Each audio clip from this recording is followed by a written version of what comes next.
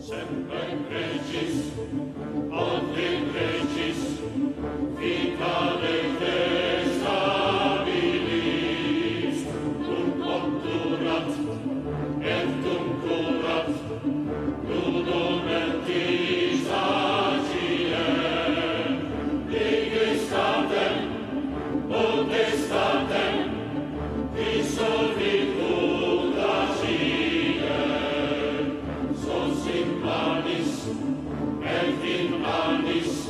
Un día muy especial para Palabra de Honor, porque estamos todavía con el regusto un tanto amargo de este campeonato que se nos fue de las manos, y por el otro lado la alegría de saber que fuimos subcampeones.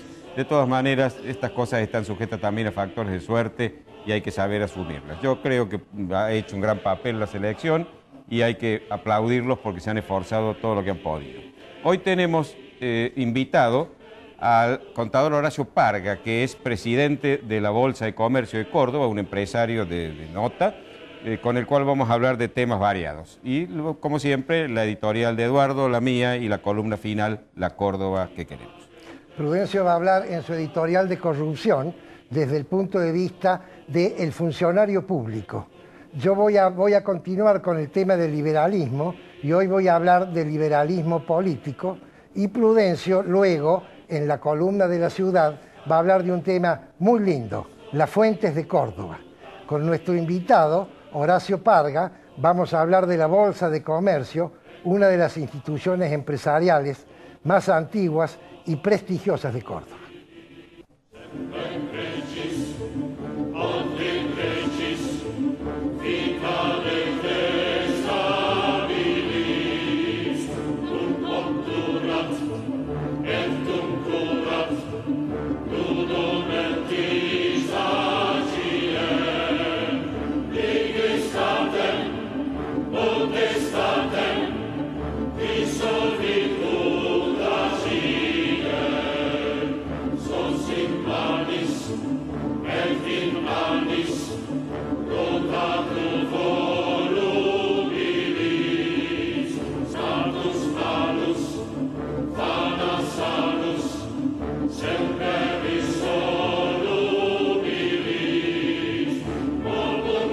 Como anticipó Eduardo, vamos a hablar de un tema que ya hemos tocado varias veces, la corrupción, pero esta vez la corrupción desde la función pública. Y no tanto desde el que comete el acto de corrupción, sino cuál es la actitud de la sociedad argentina, de usted, de mí, de todos nosotros ante la corrupción. Ante todo, yo quisiera que definamos lo que es la corrupción desde la función pública.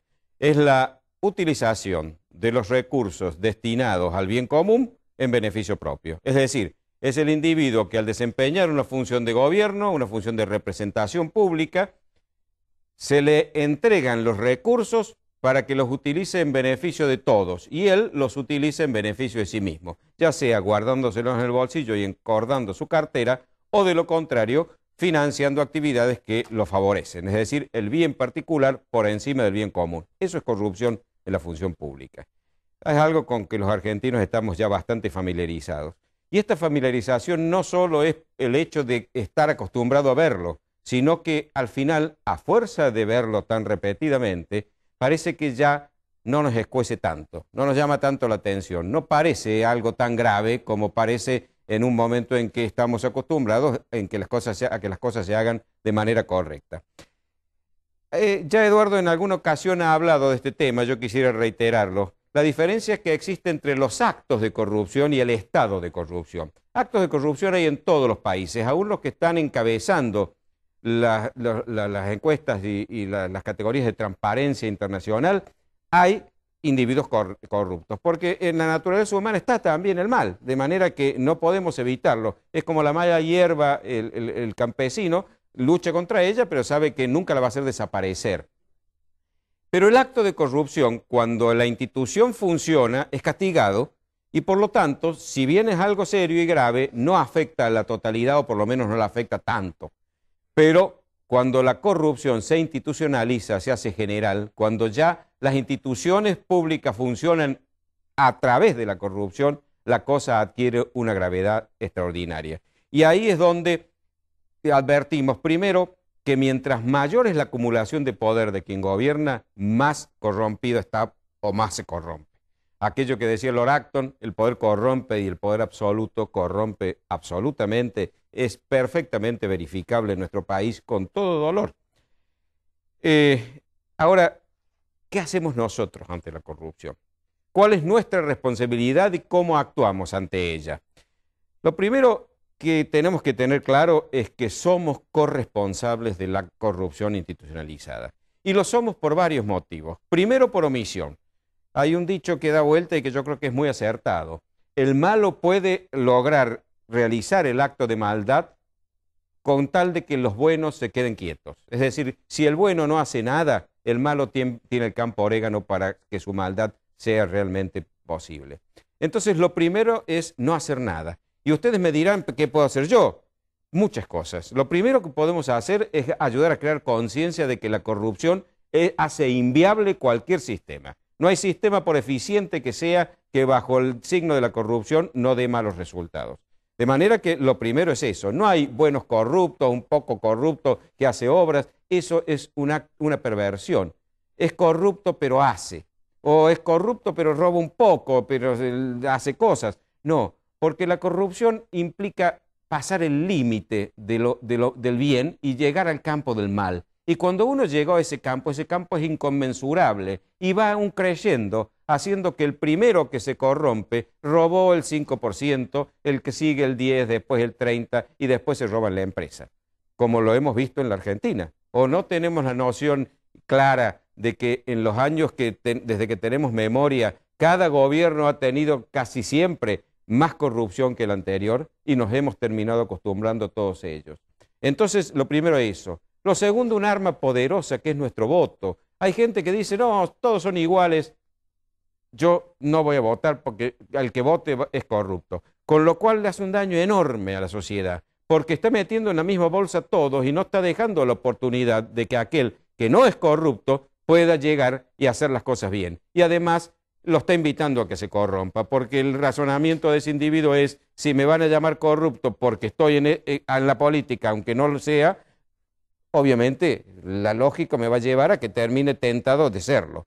Bueno, yo creo que una cosa que hay que tener en cuenta es que no podemos ser ingenuos. La corrupción no se va a combatir porque un día los corruptos se arrepientan y vayan a pedir perdón y empezar a comportarse debidamente. No, tenemos que ser los ciudadanos, nosotros con nuestro poder del voto, de nuestra actividad, los que le pongamos coto y empecemos a combatirla.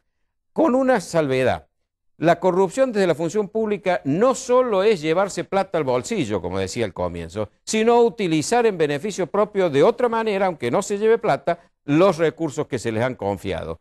Por ejemplo, una de las formas es hacer política partidaria desde el gobierno. Otra forma es hacer campañas electorales valiéndose del cargo. Eso no es correcto, eso es una forma de utilizar en beneficio propio lo que se le ha confiado para que use en beneficio de todos. Y esto, o sea que no es solo no robar, sino que esto tiene que ser tenido en cuenta. No le debemos permitir a los gobernantes que usen sus cargos para hacer beneficios a su partido o a los candidatos de su partido. Eso es una práctica, si no corrupta, por lo menos una corruptela. Y les voy a decir más. No lo digo yo, lo dice una autoridad como Juan Bautista Alberdi, el hombre a quien le debemos la Constitución. Si el señor director nos pone en pantalla la frase de Alberdi, ustedes podrán ver qué dice ahí, qué dice Alberdi. Alberdi nos dice claramente que cuando un hombre desde el gobierno utiliza su cargo para hacer política partidaria, está atropellando todas las normas elementales de... ¿Qué ha pasado? Perdón.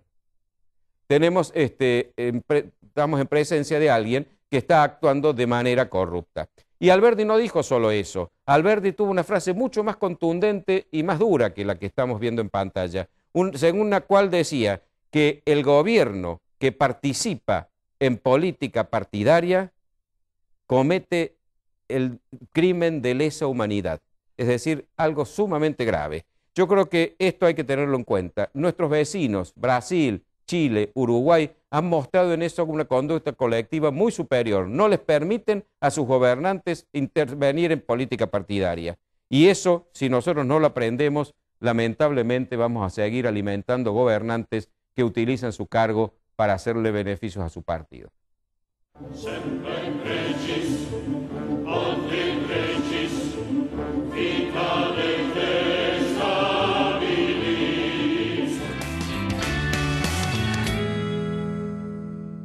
Semper Regis, ad in Regis, vicare te stabilis. Ahora comprar tu auto es una experiencia única. Llegó AutoCity, un nuevo espacio con 0 kilómetros, usados, pista de prueba y área de servicios. AutoCity, los autos evolucionan. El lugar donde encontrarlos también.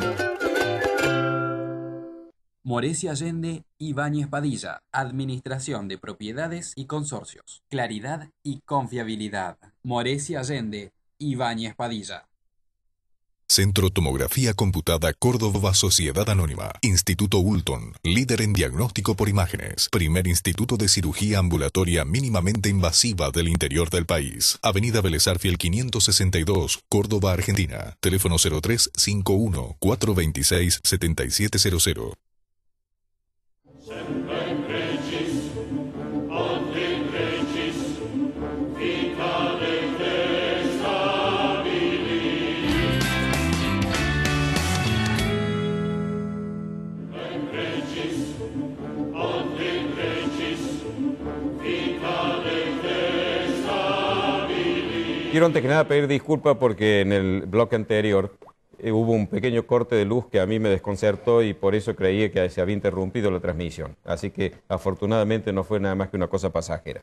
Como les habíamos anunciado, lo tenemos al contador Horacio Parga, que nos acompaña, es el presidente actualmente de la Bolsa de Comercio de Córdoba, y con él vamos a hablar de varias cosas vinculadas con las actividades empresariales y comerciales. Eduardo. Buenas noches, Horacio. Muchas gracias por haber aceptado nuestra invitación. Sabemos que sos una persona con una agenda muy cargada, así que te agradecen. Es un placer. Primera pregunta para escudriñar un poco tu personalidad. Todos sabemos que vos venís del mundo de las finanzas, que has sido un exitoso empresario de las finanzas y luego que has incursionado en el mercado de valores. Después regresaste a Córdoba con tu familia, en una edad y en una situación en donde la gente ya empieza a pensar en retirarse. Por un hecho quizás fortuito, quizás no, vos vislumbraste otra actividad que se ha convertido en una importantísima actividad y luego te ha llevado a la presidencia de la Bolsa. ¿Cómo se dio esta situación interna tuya, si la podés explicar?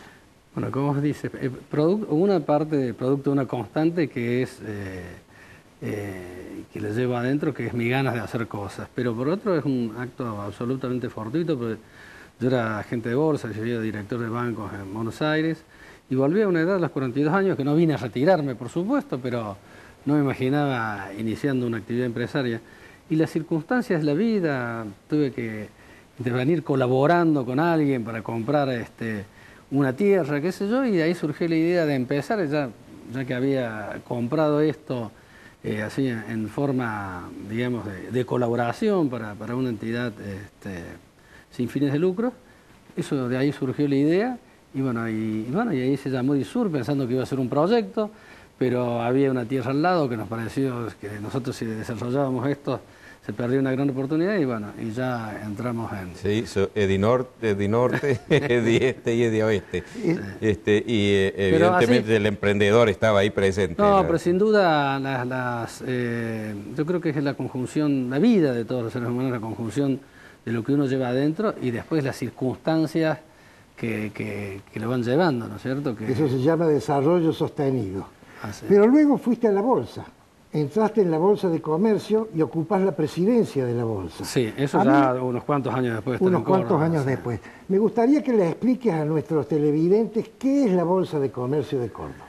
Bueno, la realidad es que la estructura jurídica del sistema bursátil argentino es muy particular. Me acuerdo en algunas reuniones de la Federación Iberoamericana de Bolsas, el presidente de la Bolsa de Madrid decía que hay un solo misterio más difícil de entender que el del sistema bursátil argentino, y el sistema de es el misterio de la Santísima Trinidad, porque realmente cuesta, porque en todos lados existe una bolsa de valores, y acá tenemos una bolsa de comercio con un mercado de valores que la gente no alcanza a entender bien.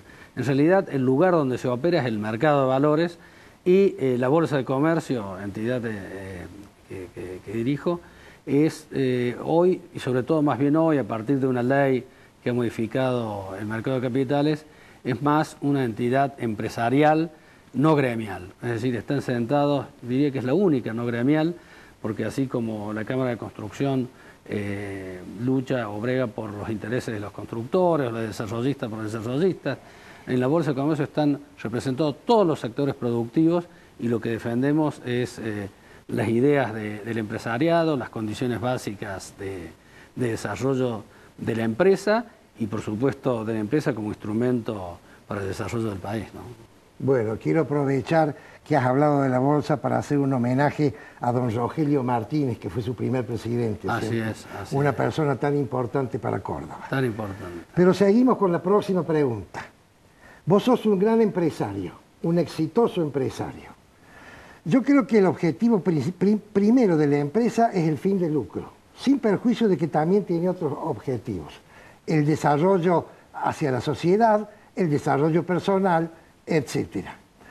Llega un momento en que el fin de lucro está en una situación antagónica con la función social que debe tener la empresa. ¿Te ha ocurrido eso a vos? ¿Cómo se soluciona ese problema? Sí, yo me permito disentir contigo en el sentido de que sea el fin... En realidad, el lucro o la ganancia es el requisito indispensable para la subsistencia de la empresa. Y es, la verdad, que es el termómetro o la medida de cómo se está manejando la empresa. Pero no necesariamente eso significa que el empresario, que los directivos tengan solamente fin de lucro. Pero podemos dar muchísimos casos, donde la verdad es que se ha vendido esta imagen de que el empresario es un señor gordo que fuma habanos, que lo único que le interesa es amarrocar dinero. Y bueno, creo que es inexacto.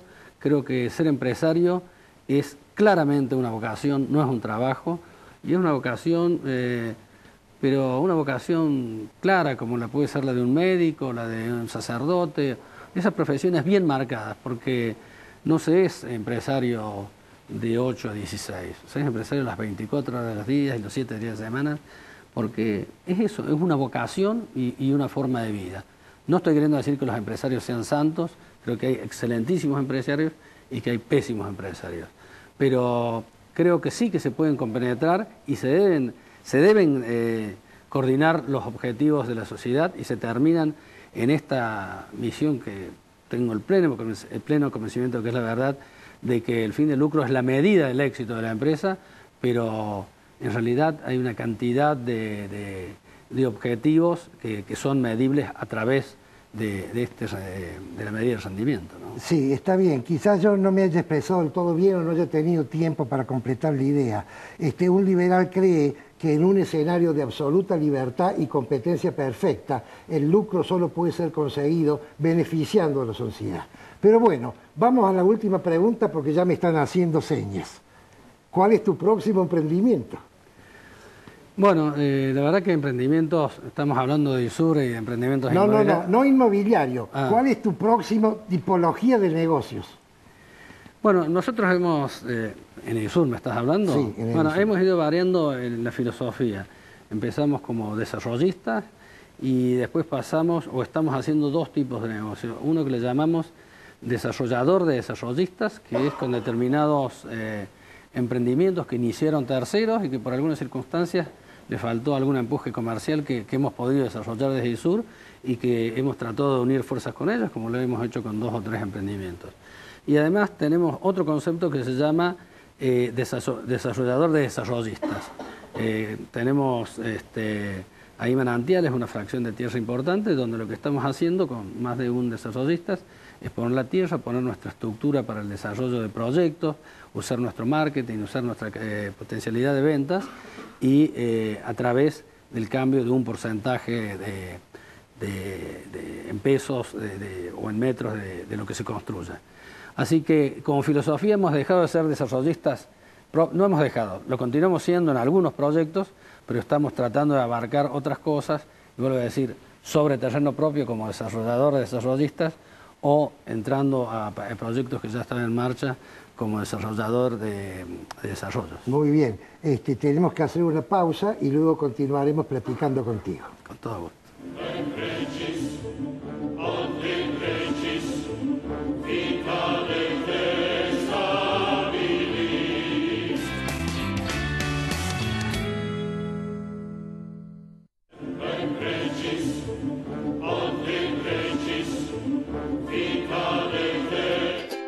Ahora comprar tu auto es una experiencia única. Llegó AutoCity, un nuevo espacio con 0 kilómetros, usados, pista de prueba y área de servicios. AutoCity, los autos evolucionan. El lugar donde encontrarlos también.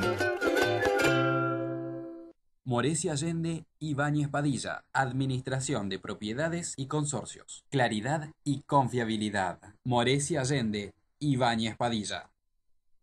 Centro Tomografía Computada Córdoba Sociedad Anónima. Instituto Ulton, líder en diagnóstico por imágenes. Primer instituto de cirugía ambulatoria mínimamente invasiva del interior del país. Avenida Vélez Arfiel 562, Córdoba, Argentina. Teléfono 0351 426 7700.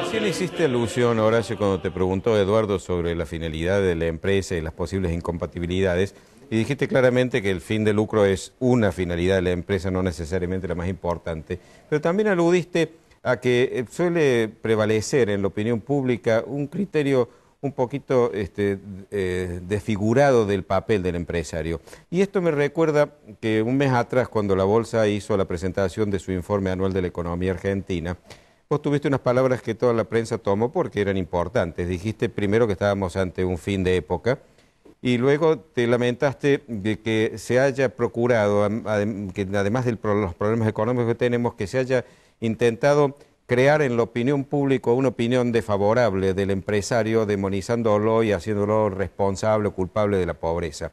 ¿Por qué no nos cuentas un poquito cómo ves esto?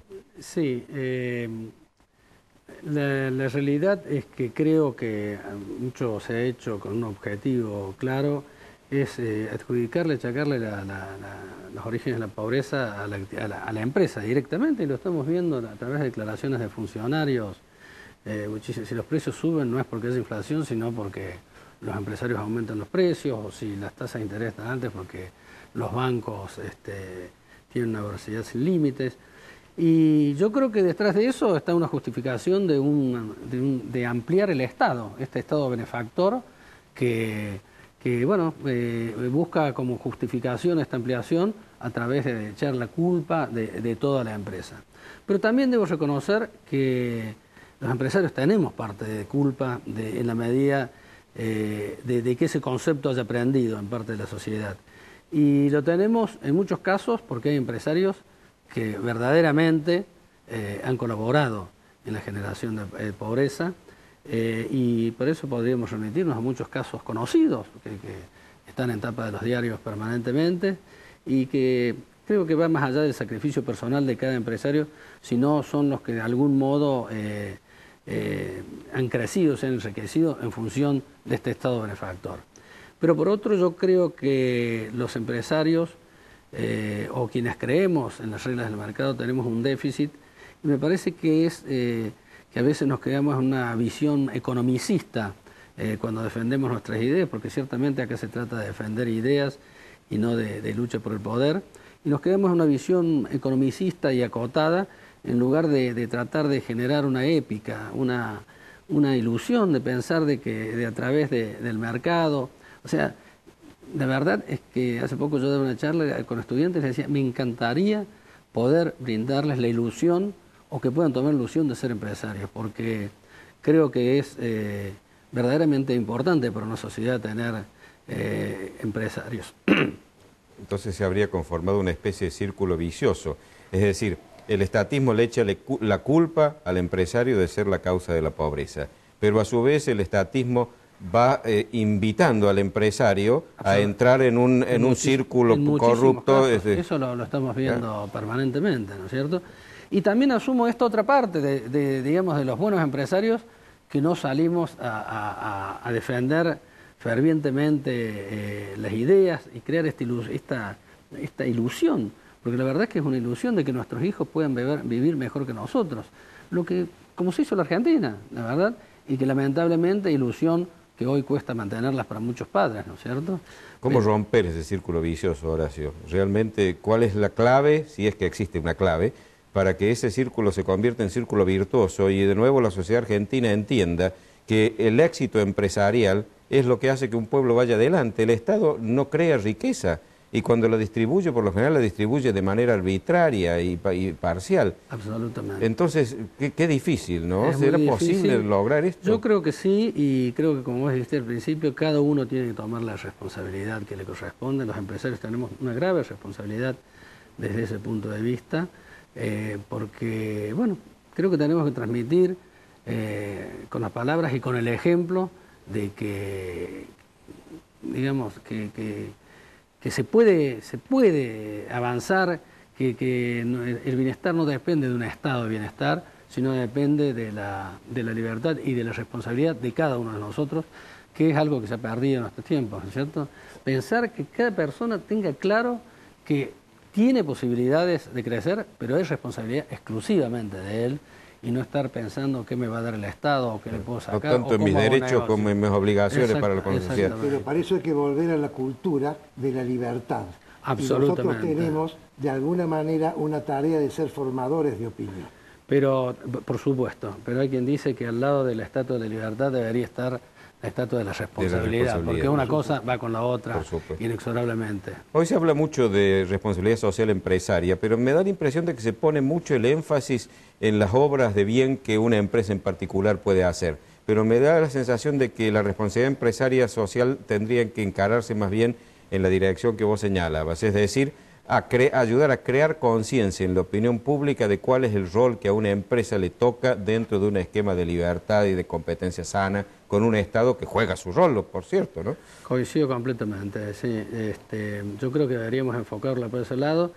Hay una responsabilidad social, pero muchas veces también coincido que es un elemento de marketing, y en otros no. Verdaderamente las empresas están involucradas y están comprometidas, y hay muchas. Pero creo que hay muchísimo trabajo por realizar en la dirección que vos comentas. El material y el terreno están, son propicios. Somos nosotros los que tenemos que aprovecharlo bien. Horacio, ha sido un gusto tenerte, muchas gracias, porque ha sido una conversación muy provechosa. Muchas gracias, Horacio, muy amable. Muchísimas gracias.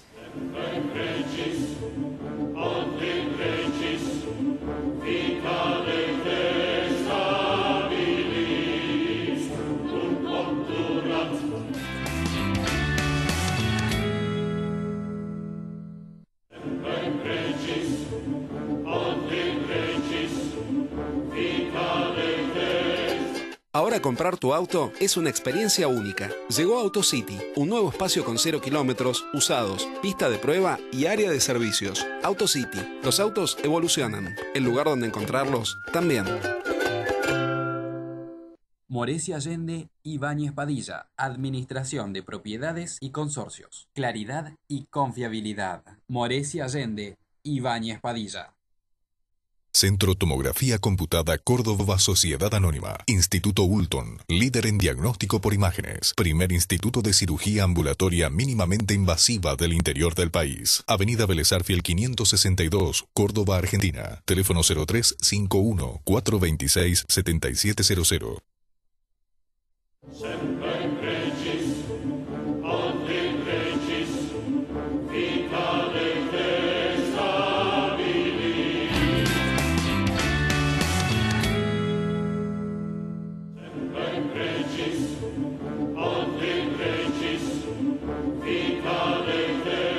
Quiero aclarar, Prudencio, el comentario mío sobre el fin de lucro de una empresa, para que quede más redondeado el tema.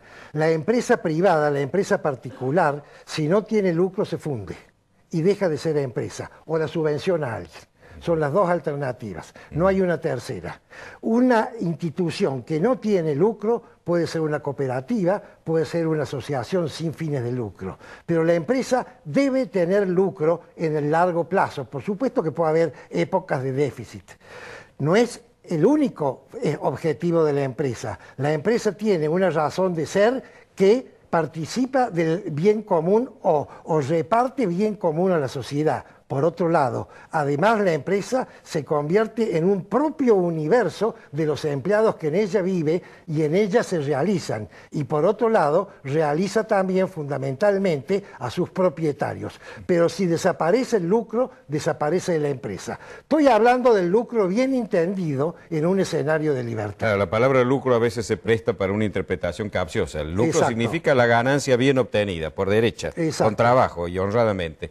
Creo que ha quedado aclarado porque Horacio también lo dijo. Es decir, el lucro es la condicio sine qua non para que la empresa sobreviva. Claro. Como vos dices, sin lucro no hay empresa que sobreviva. Pero a partir de ahí la empresa tiene responsabilidades y tiene un rol en la sociedad que es lo que creo que hay que rescatar, para que los malos empresarios entiendan cuál es su deber y para que la opinión pública sepa que a través de buenos empresarios y un sistema institucional apropiado, la empresa es fundamental para el bienestar común. Por cierto, pero además, en un escenario de libertad, solo puede haber lucro si el empresario beneficia a la comunidad, porque si no, el posible cliente se va con otro prestador de servicio. O sea que es un buen distribuidor de los recursos el lucro, es decir, la ganancia en favor de quien hizo las cosas bien y favoreció a la sociedad a la que pertenece. O dicho de otra manera, un empresario que tiene éxito en un escenario de libertad y libre competencia ha beneficiado primero a la sociedad en gran manera. Así es. Muy bien, vamos a escuchar tu editorial. Con todo gusto.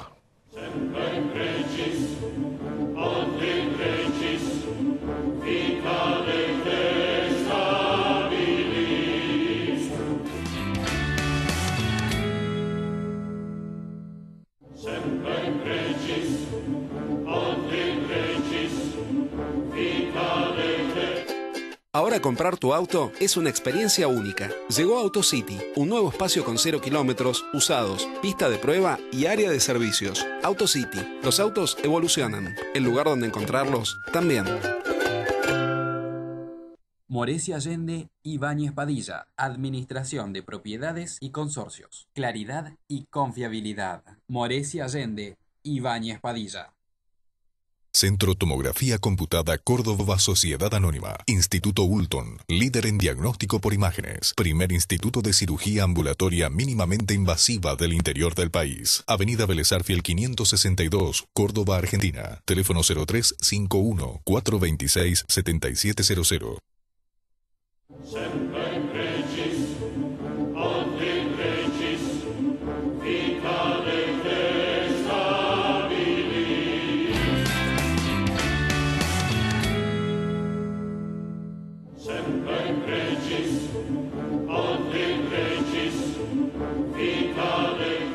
Ya he hablado del liberalismo como filosofía. Hoy quiero dedicarme al liberalismo como sistema de organización política. El liberalismo político es lo que desplazó, desterró o derrotó al absolutismo monárquico en aquellos pueblos donde eso ocurrió, porque hay otras naciones donde todavía existen monarcas absolutistas. ¿Qué hizo el liberalismo político? El liberalismo político convirtió el súbdito que obedecía a un rey absolutista en ciudadano que coparticipa del manejo de la res pública, el manejo de la república democrática. ¿Cuándo se inicia? El liberalismo económico, me gusta decir a mí, que se inicia con la teoría del padre Francisco Suárez, por supuesto, sacerdote jesuita. Tenía que ser jesuita, diría un profesor mío. Los jesuitas son una orden de sacerdotes religiosos que tienen una concepción geopolítica estratégica diferente, porque se permiten ellos tener un cambio de estructura mental. ¿Qué dijo Suárez? Suárez dijo, el poder, el monarca absolutista decía, el poder viene de Dios al rey. ¿Qué dijo Suárez en el año 1600, más o menos? Dijo, el poder viene de Dios al pueblo y el pueblo se lo transfiere al monarca, pero el poder es del pueblo y desaparecido el rey, el poder vuelve al pueblo. Eso fue lo que utilizó en estas tierras la Revolución de Mayo para empezar con nuestra gestión independentista. Y luego sabemos todo lo que siguió. Pero, ¿cuál es el poder que tiene el pueblo? Quiero analizar ahora las distintas formas de poder que tenemos, que son 4. A mi criterio me gusta esta clasificación. El primer poder se llama el poder de hecho. El poder de hecho lo da la fuerza. Yo tengo el garrote más grande, más pesado, entonces yo tengo el poder. El rey de Inglaterra era el duque que ganó más batallas y le ganó a los otros duques y se convirtió en rey. El segundo poder es el poder de derecho. Es ese poder que el pueblo organizado instituye la ley y a través de la ley elige un gobernante que es gobernante porque lo manda la ley. Tiene el derecho. Puede no tener la fuerza. El tercer poder es el poder del líder. Es aquella persona que logra la aceptación. Puede no tener la fuerza ni tener la ley, pero tiene la aceptación porque la gente lo obedece. El cuarto poder es el poder experto.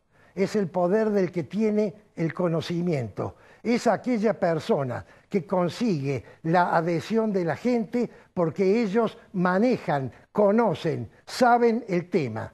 Voy a dar un ejemplo de cada uno de estos poderes y voy a dar un ejemplo sobre gobernantes argentinos. Yo este tema lo estudié primero en el ámbito empresarial, pero quiero darle ejemplos en el ámbito político. Poder de hecho, Juan Carlos Onganía, general de la Nación. Un día sacó los tanques y dijo yo voy a ser el presidente y lo mandó al presidente constitucional a su casa. Poder de derecho. Vamos a poner como ejemplo Alfonsín. ¿Les gusta Alfonsín?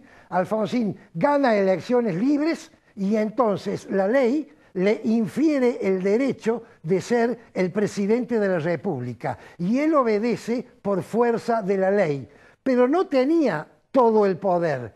De hecho, de ahí que tuvo problemas con los carapintadas. Vamos al tercer caso, poder de liderazgo. Voy a poner como ejemplo el general Perón, sin analizar si lo que hizo Perón estuvo bien o estuvo mal, pero el ejemplo sirve.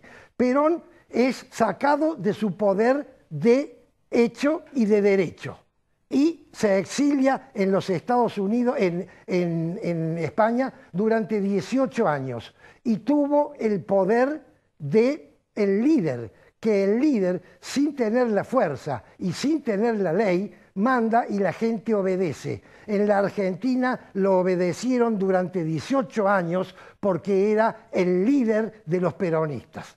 ¿Cuándo un líder se convierte en líder? Simplemente cuando a una idea le pone una emoción y las amalgama. Y eso se convierte en una idea-fuerza que funciona sola. Quien puede transmitir idea-fuerzas se convierte en líder y quien se convierte en líder es obedecido, es seguido, sin necesidad de tener la fuerza ni de tener la ley. Vamos al cuarto poder. El cuarto poder es el poder experto. El ejemplo que voy a poner puede gustar o no, pero es un ejemplo típico del poder experto. De la Rúa gana las elecciones criticándolo a Menem. Pone como ministro de Economía un miembro del equipo de Alfonsín que lo llevó a una hiperinflación. La gente dice más de lo mismo. Estalla la economía. ¿Qué hace de la Rúa desesperado? Cambia de ministro de Economía y pone un ministro que no estaba acorde con sus ideas políticas, pero conocía de economía. Lo llama a Cavallo. ¿Por qué? Porque Cavallo tenía el poder experto, porque Cavallo había demostrado una vez que sabía manejar la economía. En este caso no la pudo manejar porque el descalabro político fue tan grande que ya no hubo caso. Pero lo pongo como poder experto, que es el cuarto tipo de poder. Ahora bien, Sigamos analizando el liberalismo político. El liberalismo político dice: todos los individuos son iguales ante la ley, de manera tal que todos tienen la misma capacidad de voto para elegir al candidato. También dice el liberalismo político. ¿Con eso qué se rompe? Rompe las clases y las castas que existían en las monarquías absolutistas, donde uno nacía zapatero y su bisnieto seguía siendo zapatero, uno nacía noble y su bisnieto seguía siendo noble. En cambio, el liberalismo político puede llevar a una situación que estamos viviendo hoy en día.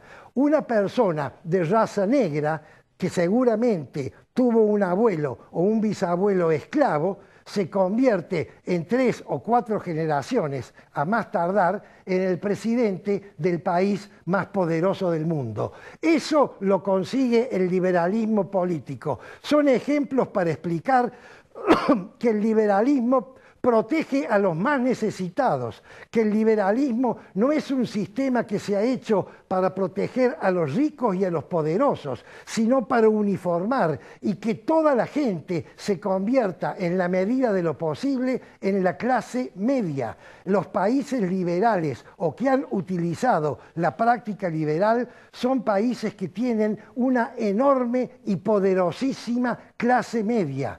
Quienes no tienen estos sistemas, tanto políticos como económicos, tienen una pequeñísima y riquísima clase alta, una pequeña clase media y una enorme clase pobre. Por eso es el énfasis que yo pongo en que el liberalismo, en este caso político, está fabricado, está diseñado para convertir a todos los individuos que viven en esta nación en ciudadanos que pueden ejercer el cuarto poder, que es la opinión pública. No solo el poder de voto cada 2 años, sino el diario poder de la opinión pública. En un próximo programa terminaremos de explicar estas ideas.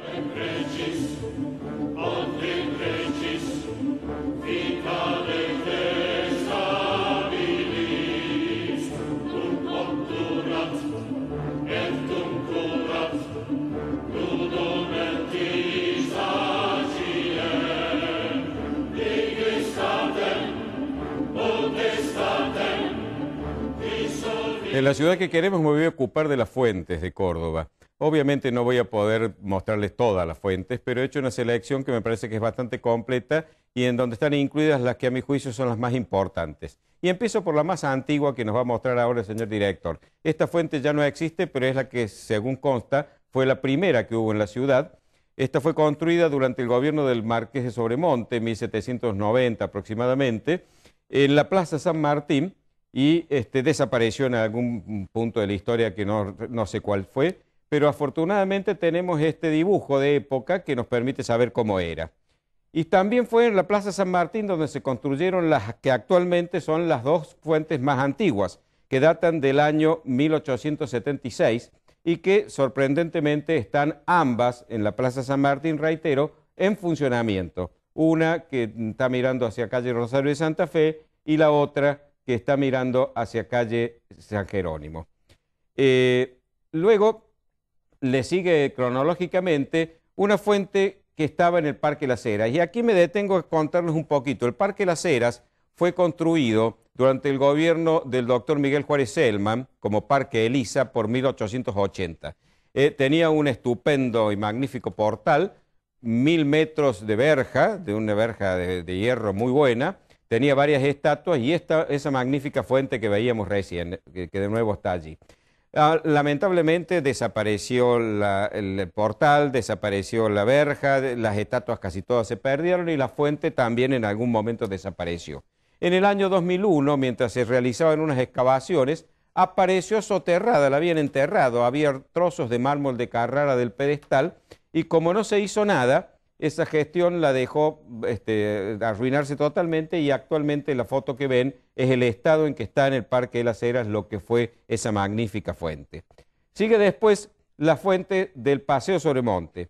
El Paseo Sobremonte lleva también el nombre de su creador, el Marqués de Sobremonte, y fue antes un lago, de hecho a finales del siglo XVIII, donde incluso había barquitos en donde se podía navegar, y luego de sucesivas modificaciones, ese lago se mantuvo con una fuente en el centro.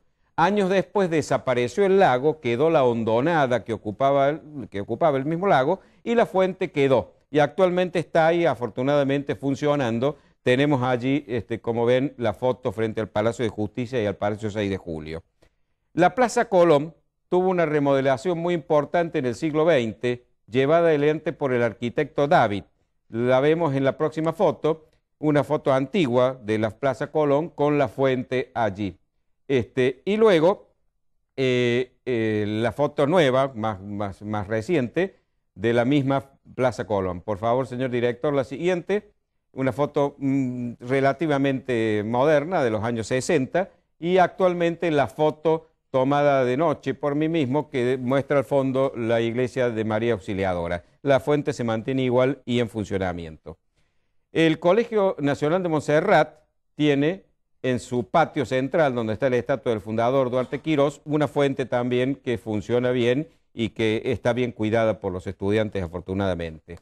En la intersección de la avenida General Paz y la calle de Anfune, frente a la iglesia de Santo Domingo, está una plazuela que se llama de los alcaldes, que recuerda a los dos primeros alcaldes de Córdoba, que fueron Blas de Rosales y Hernán Mejía Mirabal. Hay una fuente, como ustedes ven, de unos ángeles de bronce, muy linda, y que también está en funcionamiento. En el cementerio de San Jerónimo tenemos una fuente que lamentablemente no funciona, que está desde hace mucho tiempo a la entrada del cementerio. Y luego, en la estatua de Manuel de Falla, en el Parque Sarmiento, que yo les mostré en algunos programas atrás, tenía a su alrededor también una fuente. Tenemos una foto vieja que nos permite ver cómo eran los chorros de agua importantes que la rodeaban. Y lamentablemente hoy la foto siguiente nos muestra que esa fuente virtualmente ha desaparecido. Señor director, ¿podemos ver la siguiente? Gracias. Seguimos entonces con una más, que es la foto de la fuente de los monos en la avenida Irigoyen frente al templo del Sagrado Corazón.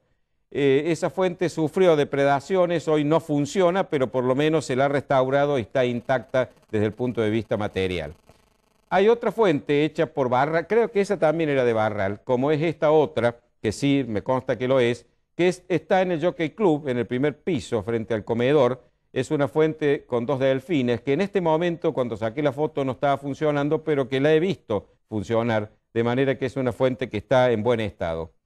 En la intersección de las calles Rivadavia y 25 de Mayo, frente a la iglesia de la Merced, está esta fuente que es muy curiosa, porque está rematada arriba con 4 luminarias, con 4 luces, y abajo tiene unos grifos de agua, pero está también intacta y funciona.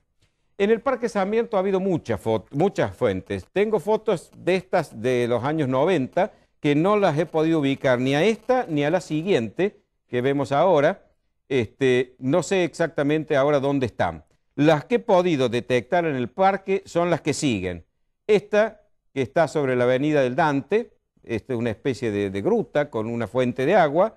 La que sigue, que está en la avenida del Dante, pero al frente, que es una fuente con un juego de agua importante y una estatua en el centro de un lago. Y además la tercera, que está frente a esa estatua magnífica del rapto de las Sabinas, que la estamos viendo en este momento. En el San Vicente, en el barrio de San Vicente, frente al viejo mercado, que hoy es el Centro Cultural de San Vicente, estaba la vieja Plaza Mariano Moreno con una fuente de agua importante que estamos viendo ahí. En los años 90 todavía estaba completa. Hoy, lamentablemente, como nos muestra la foto siguiente, vemos nada más que el pequeño pedestal que todavía, curiosamente, arroja un chorro de agua, pero la fuente se ha perdido. Nos sigue la Plaza Núñez. La Plaza Núñez está en barrio San Martín, sobre la calle Castro Barros, y no está funcionando en este momento, lamentablemente. La Plaza Alberdi, esa es la Plaza Núñez, perdón. La anterior era la Sabina, la Plaza Núñez es esta. La Plaza Alberdi, que está en barrio General Paz, sobre avenida 24 de septiembre, la vemos en la siguiente. tiene agua, pero ya ha perdido sus juegos de agua. Ya es solo una pequeña fuente que no tiene juegos de agua. Tampoco ni tiene agua, ni funciona la fuente de la Plaza de las Américas, en la intersección de Avenida Vélez Arfiel y Avenida Ambrosio Olmos. Están totalmente secas y abandonadas, lamentablemente. Hace poco fue remodelada la plazoleta del fundador de la ciudad, a las espaldas de la catedral, y se construyó una fuente con un pequeño chorro de agua que lamentablemente está detrás de la estatua, no se ve desde el frente, pero que está funcionando adecuadamente. La que no funciona en el Parque Sarmiento es la siguiente, que es la fuente de la estatua de Isabel la Católica. Tampoco funciona la que vamos a ver siguiente, que es en homenaje al pintor José Malanca, en la intersección de la Cañada y de Anfunes. Está totalmente seca, pero todavía está la estatua de Budini, que es una obra de arte interesante. Las de Plaza Italia, que son de los años 80, las he visto funcionar con más agua. Cuando he ido a fotografiarlos prácticamente no había chorros de agua. Mostramos las tres seguidas en las tres esquinas de esa plaza, que está en la Cañada 27 de Abril y Ayacucho.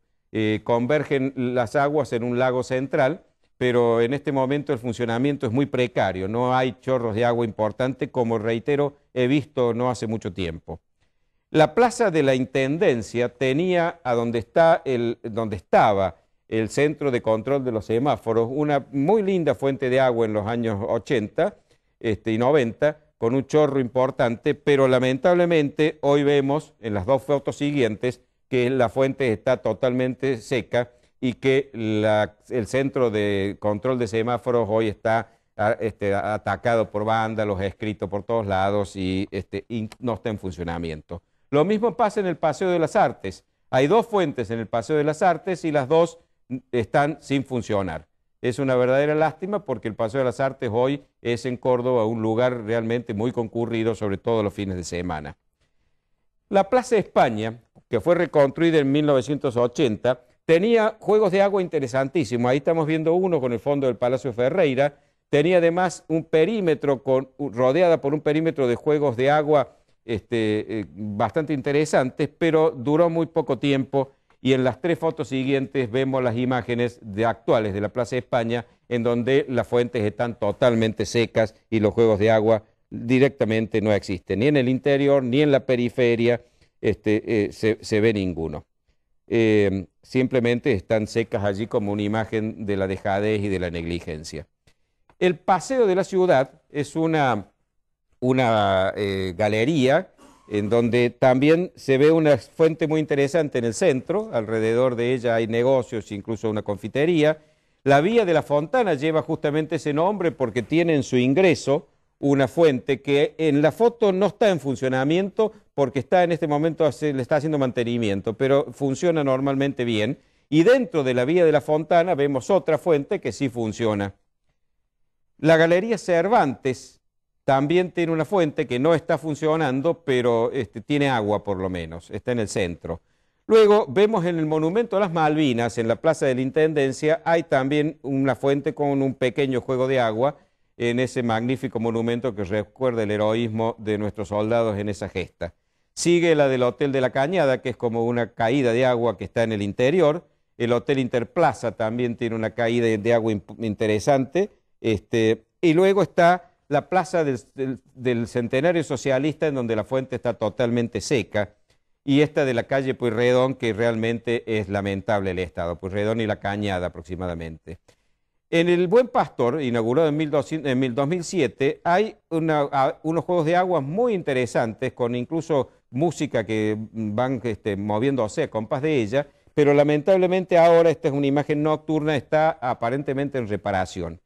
El monumento a Juan Bautista Busto fue inaugurado hace 4 años y la fuente que funcionaba ya no funciona. Y por último, la Fuente del Perdón, que es la de la famosa historia del perdón que pidió el intendente Giacomino, que es una fuente magnífica, vemos distintas imágenes de ella, pero que aparentemente, seguimos viendo, señor intendente, aparentemente ha sufrido una depredación, porque en este momento la última foto nos muestra una fuente que no está funcionando y que ahora está rodeada de un cerco porque parece que ha habido vandalismo. Y por último, en la Plaza de las Tejas, esto que ven ahí, aunque no lo crean, es una fuente que me dicen que de vez en cuando lanza chorros de agua. Cuando yo he ido no lo he podido ver. Y esto es todo hasta ahora de las fuentes de nuestra querida ciudad de Córdoba.